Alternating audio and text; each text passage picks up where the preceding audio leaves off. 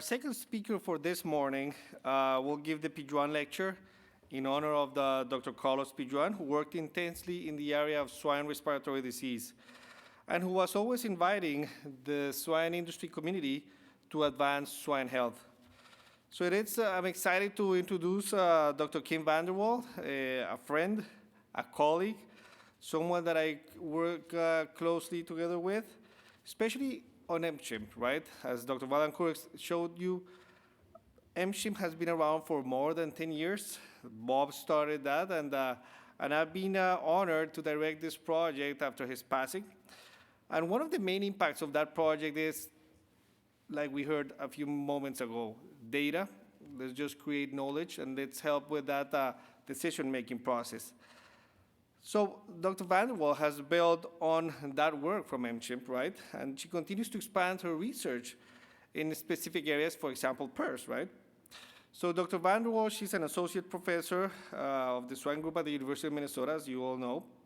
She obtained her bachelor's degree at the University of Minnesota, and then she got her PhD at the University of California, Davis, before joining our group in 2017.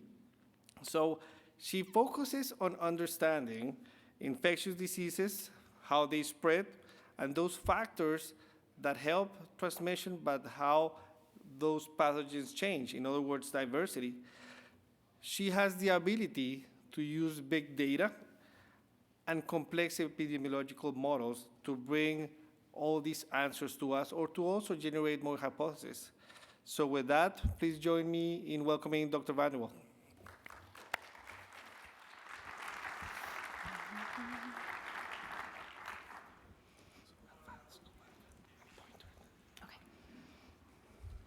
All right, thank you so much, Cesar. And it is my honor to be accepting the Pijuan lectureship today.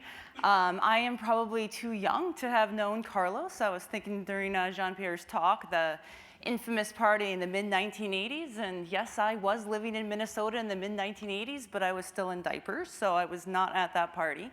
But I really feel like here at the University of Minnesota, I've been very lucky, and I feel like I'm living in the legacy of people like Carlos Pijuan and Bob Morrison, because the faculty in the swine group at the University of Minnesota, I've been just so blessed to be able to work with in the kind of early years of my faculty career, in terms of really working on doing research that matters and trying to connect research to actually improving animal health. So before I get started, I want to recognize that pretty much everything that I'm presenting today is a product of collaboration and partnerships. Particularly, I want to recognize the members of my lab. All of the individual research projects that I will discuss today is usually led by one of them. And then I also work with a fantastic team of faculty collaborators, both at the University of Minnesota, but also across many institutions. And specifically, I work with two different organizations that really provide a lot of the data that we analyze, and that's the University of Minnesota Veterinary Diagnostic Lab, as well as the Morrison Swine Health Monitoring Project. So that's a lot of the data that we work with comes from there, but ultimately that data comes from veterinarians and producers in the field, which are contributing to the data that is being aggregated by those two organizations. So thanks to you all as well.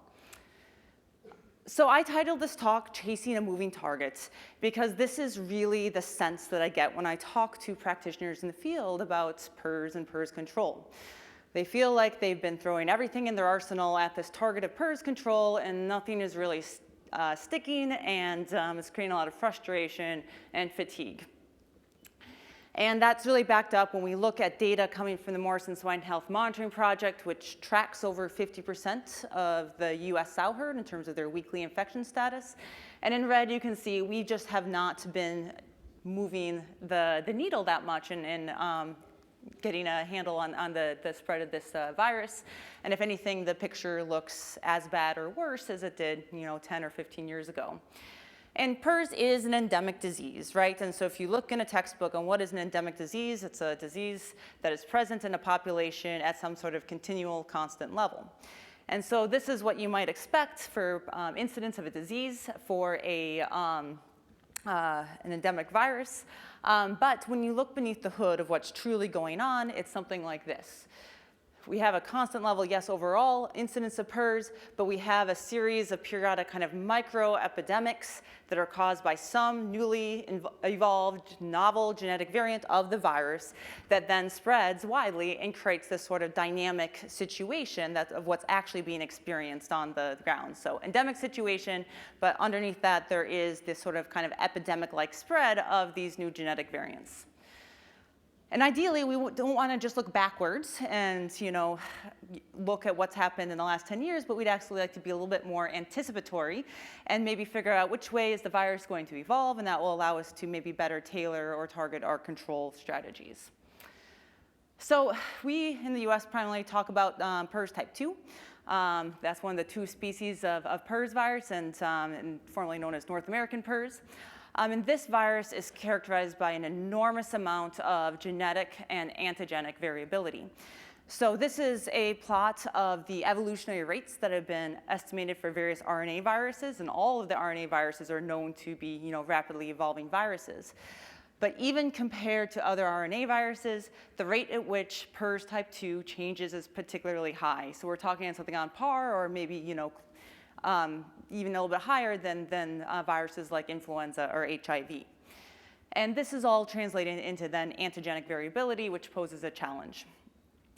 So not only do we have this interesting beast of PRRS that changes particularly rapidly, PRRS is also interesting because it's probably one of the most sequenced viruses in the world.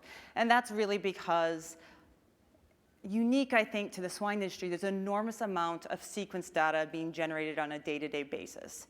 So if I go to my medical doctor and I have influenza, they are not going to sequence my case to try to figure out where it came from or make any sort of decision on my treatment based on that sequence.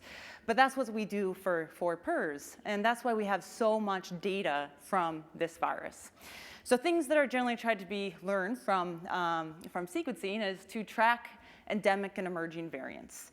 Right? So in part 1 of my talk, we'll be covering some recent work we've been doing on lineage emergence and turnover through time. And we'll look at that through the lens of the evolutionary processes that are generating those emergence events. So we have mutation, we have recombination, which is the process with which 2 viruses basically exchange portions of their genomes, and then we have some sort of new recombinant virus that's a part of each of those parent viruses. And then we know that natural selection operates on the genetic variation that's generated through mutation and recombination to select the most fit variants. And those are the genetic variants that then spread widely and create lots of issues for lots of people. One other reason that people sequence viruses is that they would really like to know something about the phenotype of the virus. In particularly, its immune phenotype, and trying to understand, is my current virus on the farm going to cross-protect against some other strain that might be around? And so in this next part of the talk, we'll cover some recent work that my lab has been working on predicting phenotypic information based on genetic sequences. And then at the end, in part 4, we'll talk about how we use genetic data to try to understand drivers of spatial spread and to kind of conduct these epidemiological investigations.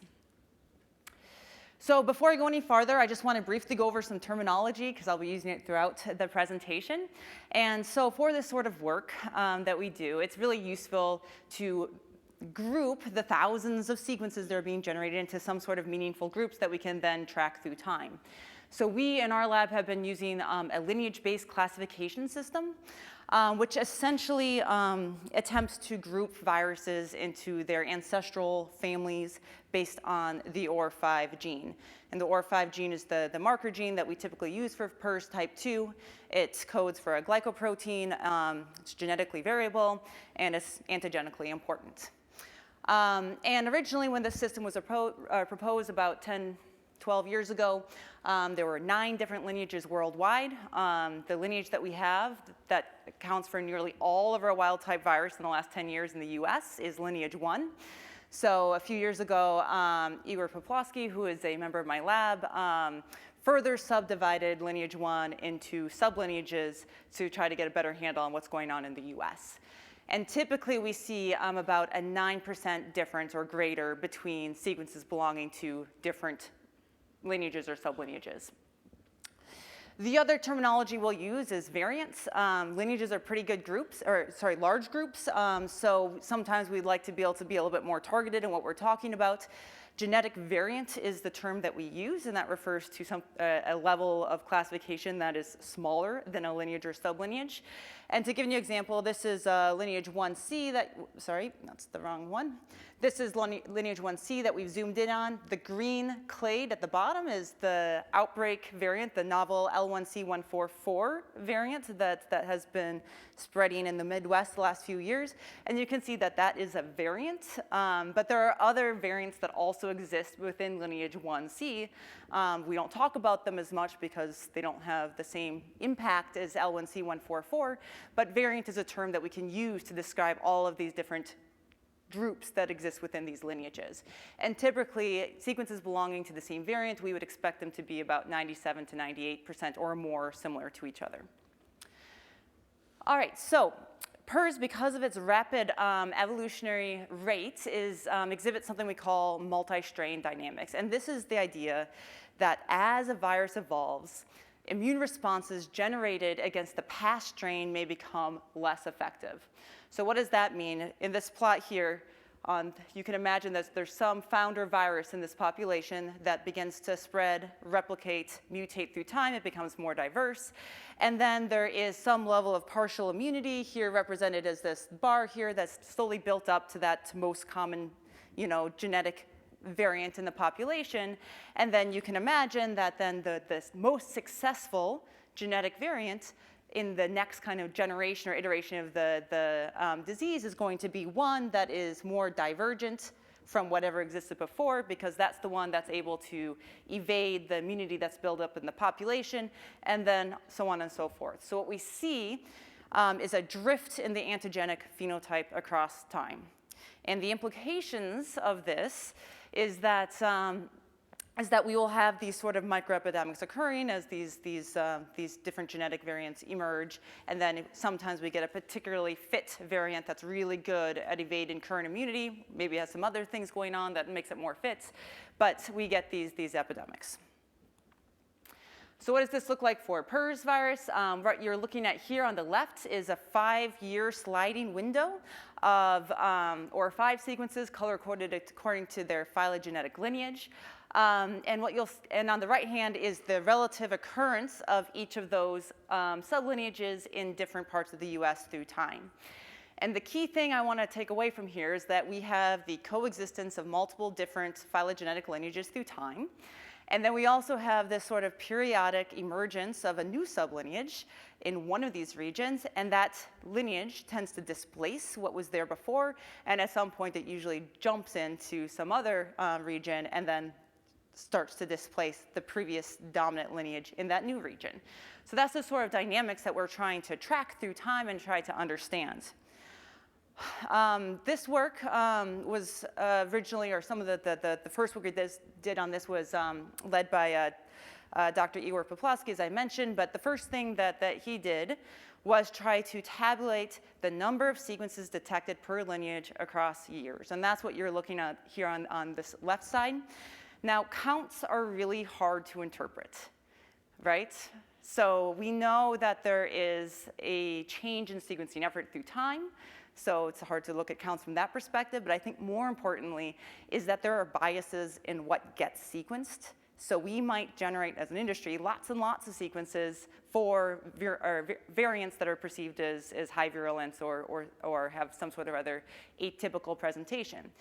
On the other hand, we may much more rarely sequence viruses that seem to have, kind of a typical or normal PRRS presentation in the farm. So it's really hard to just look at counts and say we know what's going on because of these biases. So in order to overcome these biases, we do what's called a Bayesian coalescence analysis. But essentially what that allows us to do is to estimate the effective population size of each of our sublineages of PRRS through time. So that's what each of these lines represents, is the population size of a different sublineage. And basically what it does is it looks at the genetic diversity of the virus present at any point of time, and then estimates, well, how big would that population the viral population need to be to produce the level of diversity that we're seeing through time. And what you'll notice immediately here is that there is this kind of recurring wave-like pattern where we get every few years the periodic emergence of a new sublineage. Then that sublineage kind of goes through an exponential growth phase, and the slope of that growth seems fairly consistent for each of these emergence events. And then at some point it peaks, and then the population starts to decline as some new sublineage is coming up. I've just extracted some key, information from the plot. The first is I basically put a star on a timeline for each of these sequentially dominant sublineages through time. And there is a very clock-like pattern here that if you look at the years elapsed between each of those peaks, it's almost to a T 3 years almost every time. Probably reflects something structural about the industry as well as something about the evolutionary rate of the virus.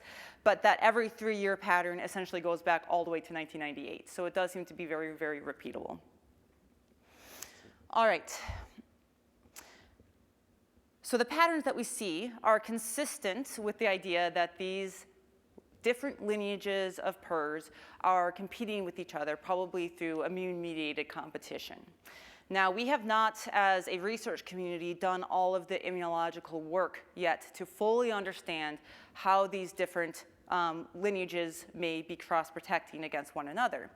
But what we can do is look at the literature and say, what have we learned from the immunology side on important areas of the genome that are important for the antigenicity of the virus, or how the immune system sees the virus. And so what I've done here, well, by I mean someone in my lab did this, is we are looking at the amino acid sequence for the ectodomain of the OR5 protein. So if you can imagine a virion, I've put a little picture here of a PRRS virion. Here's the GP5 protein, and the ectodomain is the portion of the protein that sticks outside the virion, and that is the part of the protein that is seen by the host immune system. And then on that ectodomain, there are epitopes, which are basically the portions of the protein that are recognized by antibodies. So that's what I'm showing here. We have the typical amino acid sequence for each of our sublineages, and here they're ordered in the order in which they emerged. And what you'll notice is that in this region here, there are no back-to-back emergence events where they share the same amino acids at that particular portion of the genome. And indeed, it seems to almost be a ping pong ball. It just goes back and forth between two different patterns. And these sites, now the ones that are surrounded by a black box, those are inferred N-glycosylation sites. And so N-glycosylation is a mechanism that viruses use to do something called glycan shielding, which is essentially a way that a virus can shield an epitope from access by the antibody. So it's a mechanism of immune evasion. So this sort of pattern that we're seeing here is consistent with the idea that these newly emerging sublineages are antigenically distinct from whatever was the previous dominant lineage, and the previous dominant lineage is probably what a lot of the immunity in the population is directed towards. We further confirmed this with an analysis of selection pressures on the virus. This is essentially analysis that looks across each amino acid in our sequence and says, does the amino acid being coded for at that particular site, is it changing more frequently than we'd expect given kind of the background rate of evolution of the virus? And so here on the top now, the bar represents the strength of this sort of diversifying selection. And you can see, yes, of course, this region here has strong diversifying selection on it, so change is favored in that area. And then there's another region that also flanks the principal neutralizing epitope that also seems to be under strong selection pressures as well. And that area of the virus is referred to as epitope C. The literature suggests that that area is important for homologous neutralization. And so this is also an area that maybe we should pay a little bit of attention to. So my graduate student, Julia Baker, has been working with fiber animal health to basically try to understand this region. And so we've applied the PRRS classification system, which was developed by Phibro. But essentially what this classification system does is that it groups viruses into kind of these inferred immunophenotype groups based on the amino acid patterns within this epitope C area. Now, before I go any farther, of course, there are other epitopes beyond epitope C, and of course, there is a whole genome beyond OR5 here, right? So this is certainly not the be-all, end-all of what the phenotype of a virus is going to be, but it is useful for us to at least try to understand how do epitopes change through time. So this is the type of research that she's been able to produce. Here we have Lineage 1C. And the tree is now color-coded according to that PRRS immunophenotype group. And what we'll see from this is that epitope C pattern changes are associated with clade persistence. So these parts of the tree that seems to persist across time, what we see in those clades is kind of like a sequential change in the epitope C pattern through time. We also see that epitope C pattern changes may be associated with these sort of clade emergence events. So here's our favorite 1C144 outbreak variant, and you can see that it is colored in blue. And it has a distinct pattern compared to the viruses that we typically see within the 1C lineage. So again, this is all suggestive or really, points the finger at this moving target for immune control of this virus. All right, so I know lots of you are out there right now thinking everything I've presented so far is based only on OR5. We have a lot of data there. It's really fun to work on OR5 because there's lots of data. But what about the whole genome? We have been and continue to work on whole genome analysis within our group.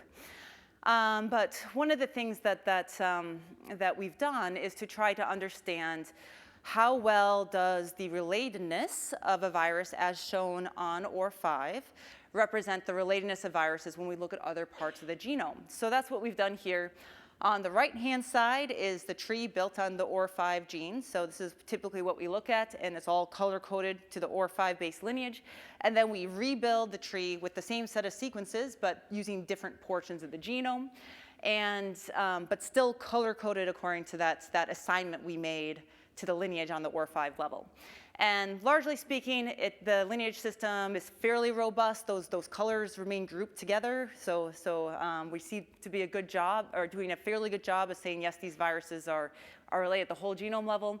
But there are situations where the colors get a little bit mixed up, which is it's an indication of recombination. And the 1C144 variant is a nice one to exemplify that. Here we have it in the triangle. That is viruses belonging to this variant. They are colored green because they're in this lineage 1C on OR5, but you can see that whole group of viruses is nested within the lineage 1A viruses when we look at other parts of the genome. And the 1A viruses, that family or that lineage includes RFLP 174, which is another prevalent field genetic variant, and that is also known for having high virulence. So the challenge, though, is that, yes, we can say this is a recombinant virus, but we really have no idea that the recombination that this variant shows has anything to do with the phenotype that we observe for L1C144, so that perceived high virulence and that potentially higher infectivity. And that's the issue is that we just don't fully understand the whole genome. We are not able to really interpret very well the significance of genetic changes on the whole genome level. So I just want to take a moment here to just discuss the utility of OR5-based sequence versus whole genome sequencing. And what I would say is it really depends on your question, right? Because each of them have their advantages. So one of the things about whole genomes, or if you want to get a whole genome sequence, is that you're going to need a high quality sample. And in many cases, the samples that we're getting from the field, you're just not going to be able to get a whole genome out of that sample, right? So it's going to be hard to get you the answer you want if you want a whole genome and your sample's not a good quality. I think more important than that is the expertise required for analysis and interpretation of the data. So building an OR5-based tree is pretty easy. Many of us are able to do it. But trying to do any of that sort of thing from the whole genome perspective becomes very complicated and very computationally intensive very quickly, right? So in many cases, you'll need to collaborate or consult with someone who really knows the bioinformatic analyses. So it's slow and complicated, and the answer that you get may also be complicated and hard to interpret. Now, it doesn't mean that complicated answers aren't the right answers, but it is going to be slower. But of course, we will need whole genomes if we want to understand the phenotype of the virus, either from an immune standpoint or a virulence standpoint. From the OR5 perspective, we're not getting a full picture here. So you need whole genomes for that. But unfortunately, right now, that's not something we're very easily able to do. The research is not there to actually tell you much about the phenotype based on just giving you a whole genome sequence. So we're not quite there yet for actually being able to do that. But it will give you a better picture of the actual evolutionary origins of a new variant. Whole genome will give you a more complete picture on that. Well, let's go back to the question. Why are people generating sequence for PRRS? And often it comes down to an epidemiological question on a farm or within a system. So origin of outbreaks, or is my current strain on my farm the same or different than the previous strain on my farm? And oftentimes, OR5 is going to give a sufficient answer to this. It will give you the same answer, or a very similar answer, than if you had generated whole genomes for the same virus. But of course, there are exceptions to that, and there are going to be atypical cases where you will need the whole genome to fully answer the question, but oftentimes you'll get probably a good enough answer for that just using OR5. And part of that is that we have better historical data sets for OR5. We don't tend to have those for whole genomes. And historical data for whole genomes is complicated as well, because what are we sequencing? We tend to do whole genome sequencing on atypical cases. So now I have my new atypical case that I've generated a whole genome on. I'm trying to interpret it. I'm comparing it to historical data, but we generally just whole genome sequence the atypical cases. So we're trying to compare atypical cases to potential other atypical cases, and then where are we with our interpretation? So going back, it really depends on the question then, right? So do we want routine monitoring? Are we trying to characterize the virus? Are we trying to understand atypical cases? And now where I think that this is probably going is that OR5, because it's quick and easy, easier to interpret, easier to analyze, I think that OR5 is going to probably be the tool that we continue to use for routine monitoring of the virus, because oftentimes it's going to give a sufficient answer for the question, right? But I think that in addition to just doing whole genome sequencing for kind of the odd cases, I think we should think about maybe taking a subset of the monitoring that we're doing on OR5 and just generating some whole genome sequencing for them, maybe 10% of the cases. I'm not sure what the right number is, but let's start building that historical data so we can actually move the needle a little bit on the interpretation of whole genomes. So again, goes back, depends on the question. Last year, we did a survey that was administered by PRRSV that actually tried to pinpoint, well, what is the question that practitioners are submitting samples for sequencing for? And so in the survey, practitioners were asked to rank the top 4 reasons that they were getting sequencing done. The most important 2 were to discriminate between previous and new wild-type infections on a farm or a system, and to determine possible sources of infection, of the introduction of infection to a farm. So both of those require some sort of, conclusion about whether 2 sequences or 2 viruses, right, are homologous, are they the same, or are they heterologous, are they different? So that's ultimately what people are trying to achieve. And for this, it's useful for our communication to have some sort of variant classification system that we can use to describe these different viruses. Historically, and actually still conventionally, the variant classification system that's used is RFLP types.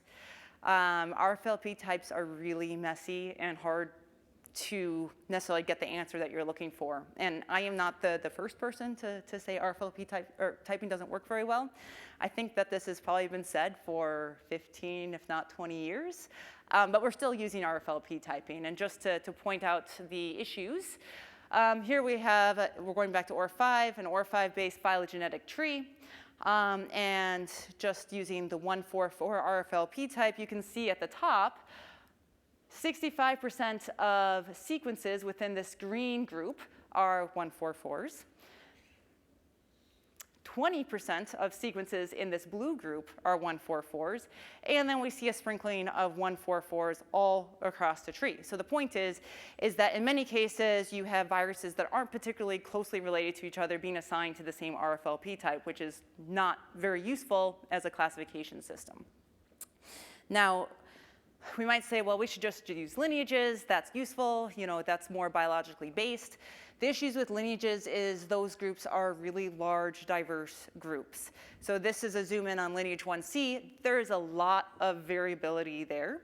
And if we look at the particular outbreak variant, L1C144, the clade that we're referring to is just this little one in red, right? So this is the one we're trying to identify as being part of this outbreak. So lineages are too big to do this, and RFLP types aren't giving us the answer either. And so this lack of having a good way to kind of name and refer the viruses actually created a lot of confusion when this variant first emerged in 2020, because people did not know if their virus, whether they're using RFLP types or lineages or even a combination of two, it was not giving them the answer, am I part of this outbreak or not? So last year, we put together a working group that is evaluating the feasibility of an alternative nomenclature system for fine scale classification of PRRS type 2. So this is classification smaller than a lineage. This funding has been, this work has been funded by AASV, and we work under the auspices of the AASV PRRS committee. For this work, we are very much reliant on the large national scale databases that are now being continuously updated and aggregated through the Morrison Swine Health Monitoring Project, as well as the Swine Disease Reporting System. And then we are also working with representatives from all of the major swine-oriented diagnostic labs, and we also have members of the industry as part of this, because we really want to keep in mind that if we're going to propose an alternative system, it needs to be usable at kind of the day-to-day slat level by practitioners and diagnostic labs, right? So we have to have all of those people in the room so that we can really consider all aspects of a new system. But I'll give you a little bit of a flavor of what we've worked on. Thus far, we have been working with about a dozen years of sequencing data from Morrison Swine Health Monitoring Project and basically applying different alternative systems. And we've done dozens of these alternative classification systems onto that data set. Say, well, how do they perform compared to the current status quo, which is RFLP typing? One of the things that we are going to compare is what is the average genetic difference between sequences belonging to the same quote-unquote variant.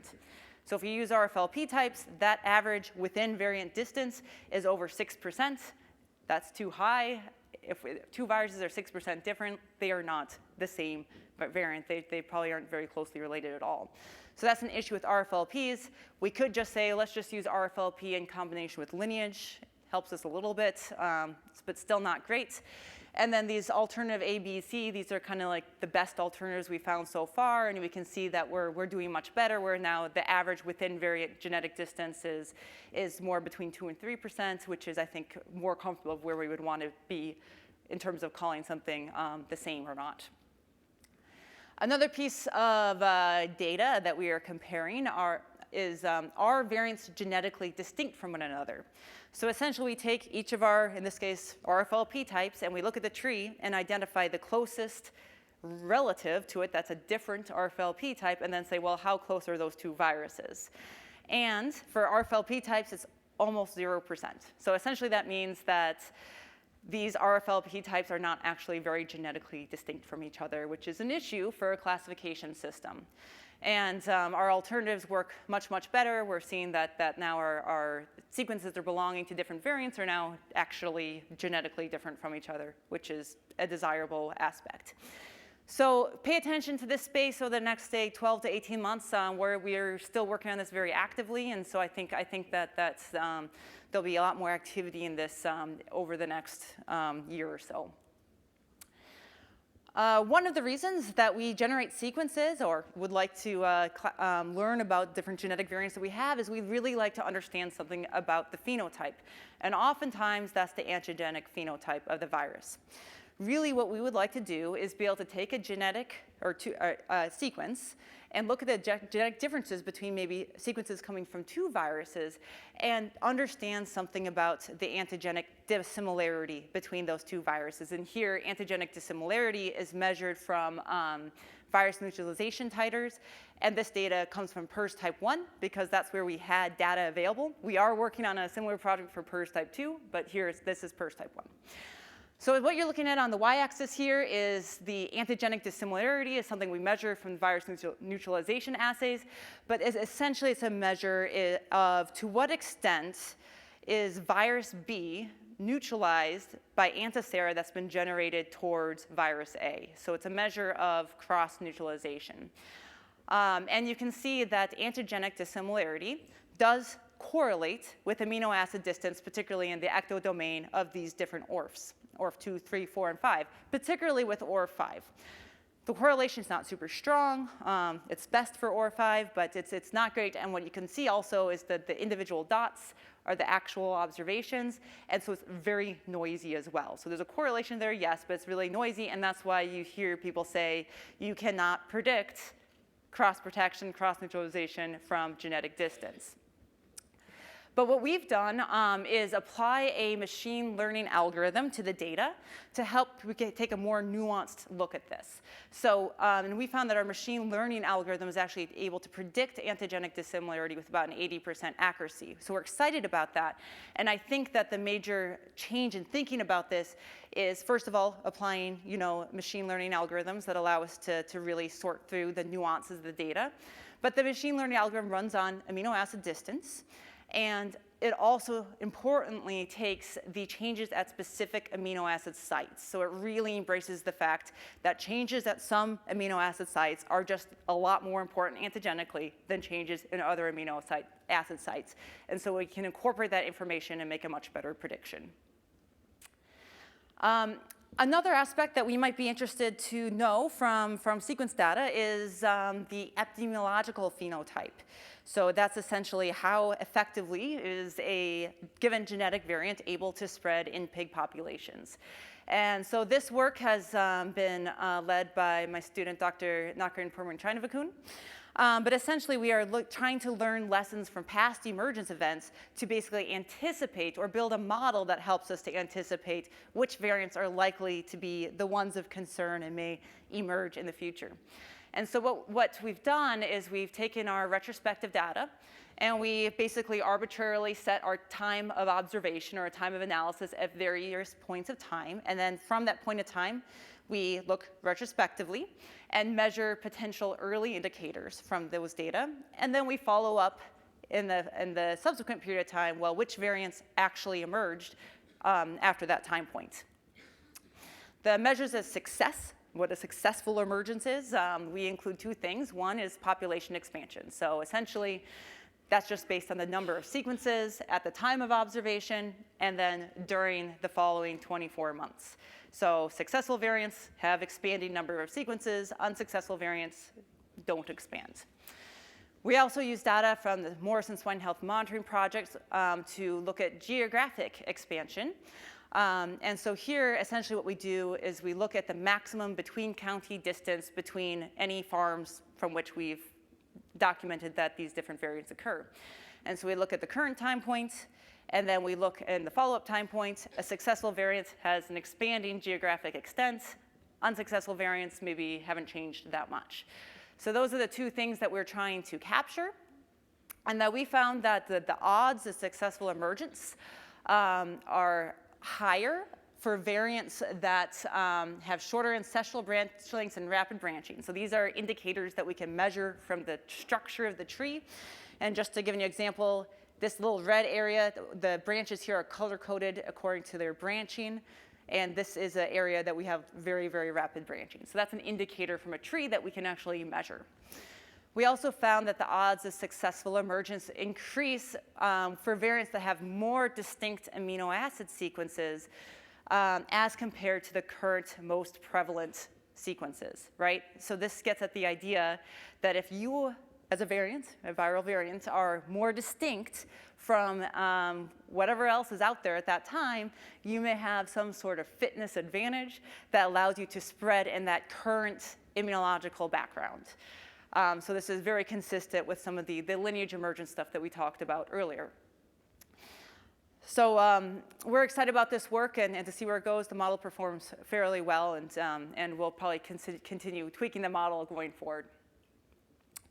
In the final part of my talk, we'll discuss a little bit about work led by my postdoc, Dr. Dennis McCow, about what happens after we have a newly evolved variant that is able to spread widely in the population. And we're going to here use evolutionary change of the virus to help us determine factors that are associated with the spatial spread of that virus. Here we're going to be talking about sublineage L1A. L1A includes most of the RFLP 174 viruses that many of you are familiar with. And this study was conducted in a specific swine-dense region in the US.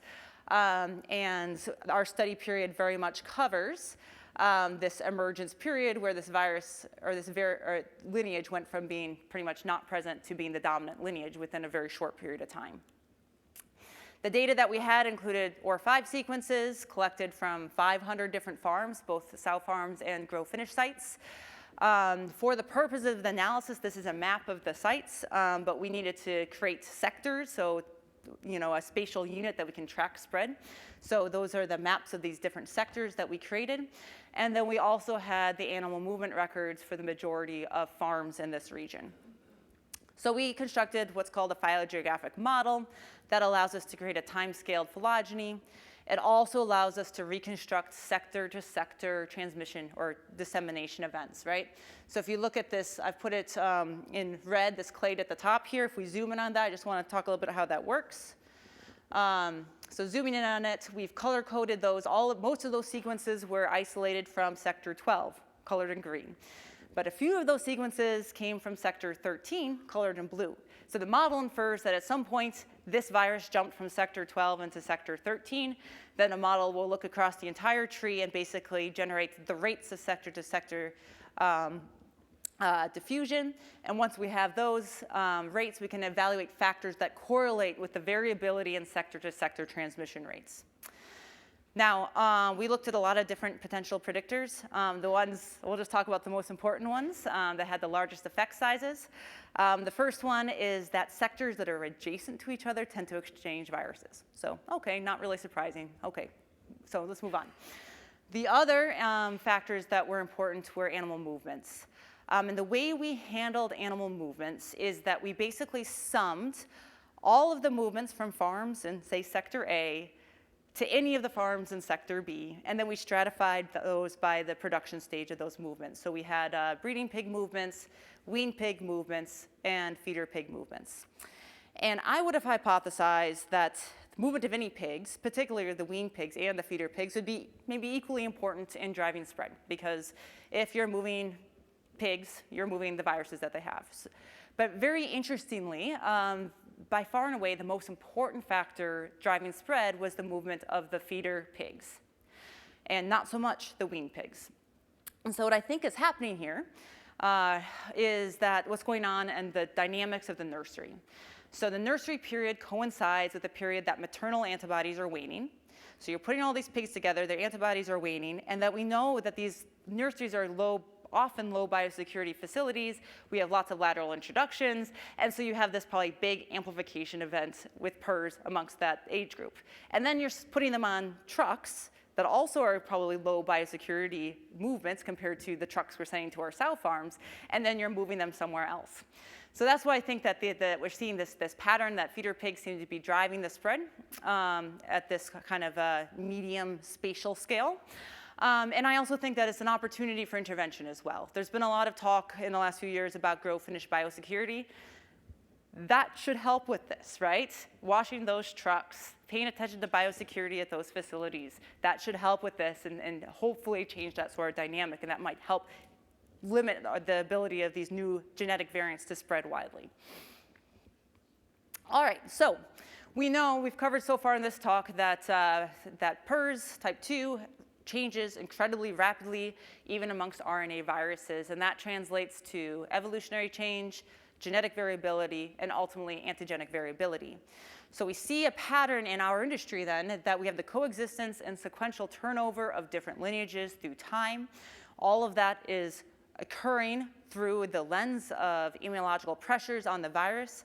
And the implications of this is we have immune evasion going on amongst these viruses, and this has impact on the success of immunological interventions. Now, we have been chasing this moving target of PRRS for 30-some years now, and what can we do to actually catch up with this virus?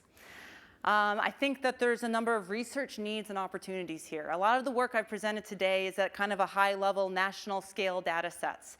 And so the missing piece here that needs research is the causal role of immunity in driving evolution and potentially recombination.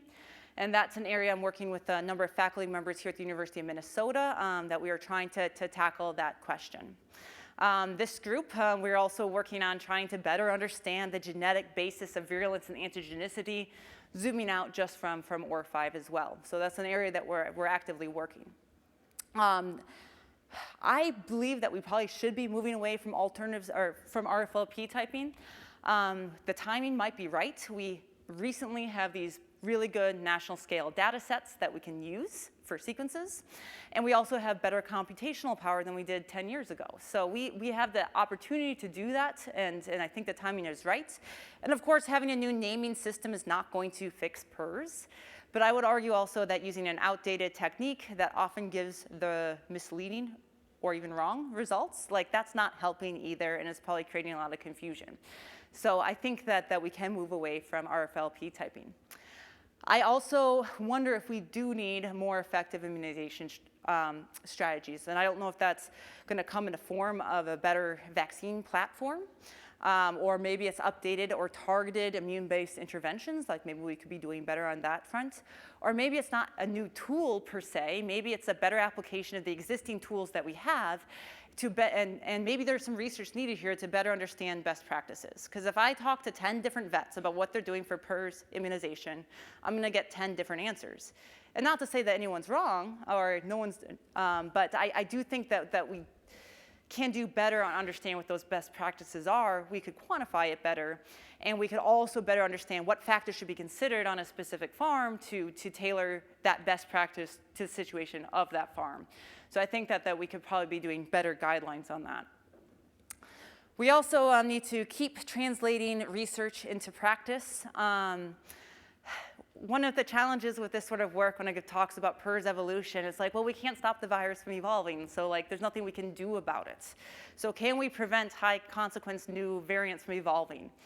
Well, I'll say a few things on this. First is recombination. I don't believe we fully understand the magnitude of the recombination problem for PRRS. I think there's a research need there. And honestly, I don't know if we're underestimating it or overestimating it. Because a lot of the work in recombination is really based on these atypical cases. Atypical presentation on a farm, it's sequenced, and it's like, oh, hey, it's a recombinant. But what we don't know very well is how often recombination occurs that doesn't actually lead to any sort of atypical presentation or a change in phenotype. So we really don't fully understand that problem. Nonetheless, though, I think that we can all agree that recombination may be a problem, and that's something we don't want to happen, because it's rolling the dice every time recombination occurs on, you know, the likelihood of something bad resulting from a recombination event. So there are risky practices that we could be focusing on in the industry, and the sorts of things I'm thinking about here are mixing animals from multiple sources that have different PRRS backgrounds. So that is creating opportunities for pigs to be co-infected by two genetically different versions or strains of the virus, and if those recombine, you could get some worse, virus as a result. The other thing is the immunization practices. And we had a talk yesterday from Jake Halbert on this. But yes, if you're using LVI or live or modified live vaccines on top of an active outbreak, there's a potential for recombination to go on there. And then I think also there needs to be more attention on the timing of when immunization is applied, particularly if multiple strategies are being used on the same farm. You're creating, again, the conditions for recombination when you're allowing viruses to mix within a single farm. And of course, sometimes you can't control that, but there are some things that maybe we can control. And then zooming out from recombination, the only way to really reduce or contain the evolution of the virus is just to reduce the amount of transmission. So we really need to be thinking about all of those biosecurity practices that are going to help us limit between farm spread of the virus. And this is another one of these moving targets, right? I feel like every 5 years there's some new transmission pathway we're newly aware of, and then a lot of effort is spent to try to close that transmission pathway, whether it's aerosols or farm entry or movement of trucks, et cetera. And I think it becomes frustrating because it seems like biosecurity is a moving target. We keep adding more and more layers, and we still have transmission. So it becomes very frustrating as well. And that leads to the issues of fatigue and compliance. And then lastly, animal movement is a feature of how our industry is structured, right? So it's really hard to say we're going to change animal movements, but we know if we're putting positive pigs on a truck and moving them, we're also moving the virus. And that's not true for just PRRS, that's true for all viruses. So my question then is, if we have to move pigs, how can we mitigate moving the virus? And this, I think, goes back, to grow-finish biosecurity, because we are putting, positive pigs on trucks, moving them hundreds of miles, and then we're plopping them down in a low biosecurity facility, potentially in really dense areas that have lots of surrounding farms. So that is, what are we doing there? We should be thinking about, if we're going to do all this animal movement, we should be thinking about biocontainment. If we're going to move viruses or pigs long distances with their viruses, then you want to be able to contain that virus at that destination farm. All right, so where do we go from here? I think we need to put tools in the hands of practitioners to help them interpret their field viruses. Right now, I think there's a gap between the basic science that's being done and then the ability of those sorts of insights to be applied to sequences being generated for practitioners. And that is something that I think can be filled. We can build tools that allow us to do some of the insights that I've presented today and apply them to new sequences being generated through time without having a practitioner have to do a deep dive into the scientific literature to try to figure out the significance of various changes that they see in their viruses. So that's something that I think that we can try to fill that gap. Also, everything I presented today is the product of partnerships and collaborations, and I do believe knowledge sharing is a two-way street here between research and practice. A lot of the discussions I have with practitioners, they help inform the direction of research, what's important, what are the emerging challenges, but also it's so critical to help interpret what we see when we start analyzing these large data sets. Data sharing is incredibly important. I think the MSHIMP program is really shown in the last 10 years. I think a lot of what we're learning new about the epidemiology of the disease is because of these initiatives like MSHIMP. And so we need to continue to pursue those sorts of initiatives. And those are also going to form the basis if we want to really get serious about regional control of the virus. Those are the sort of programs that are going to help enable that. And that combined with US SHIP is another going to be a great platform for this. And so we need to really think about these data integration programs as well as data standardization so that the tools we're building can be applicable to more people and can scale to more systems and not have to be so system specific and each time we perform these analyses. So we continue to move the needle in terms of understanding drivers of spread of PRRS, as well as what's driving its evolution. And specifically, I think we're really making progress in understanding the significance of genetic changes we're seeing and how that virus might be expected to behave in a pig or on a farm or in a population. So this is going to allow us to start making or developing better tools, as well as to make better predictions about, not predictions, better recommendations about the control of PRRS. And that has to go hand in hand with on-farm biosecurity and all the efforts to reduce transmission in the field, because ultimately, the only way we're truly going to contain PRRS evolution and reduce the likelihood of emergence of novel variants of the virus that wreak havoc is to just reduce the amount of virus that is out there in our pig populations. And thank you for your time, and I welcome any questions.